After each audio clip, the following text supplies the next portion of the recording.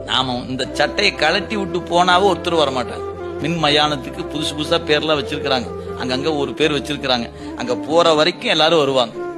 போனதுக்கு அப்புறம் என்ன ஆயிரும், எல்லாரும் டாடா காட்டிட்டு போயிட்டு வா மகனே அப்படின்ட்டு அனுப்பிச்சுட்டு ஒரு 4 நாளைக்கு அழுவாங்க, இன்னும் சொல்லி ஒரு 40 நாளைக்கு அழுவாங்க, இன்னும் சில பேருக்கு நினைப்பு வரும்போது அழுவாங்க, இன்னும் சொல்லி போட்டா பார்க்கும்போது அழுவு வரும். அப்புறமேலு அவங்கவுங்க வேலையை பார்த்துதான் ஆகணும். இப்ப பெற்றோர் இருக்கிறாங்க, ஒருவேளை அவங்க இன்னைக்கு இல்லைன்னா இல்லாத போது அவங்கள பார்த்து கதறி துடித்து அழுது 4 நாள் சாப்பிடாம காப்பி டீ தண்ணி கூட குடிக்காம இருந்தோமே, இன்னைக்கு அப்படியா இருக்கிறோம் இல்லையா?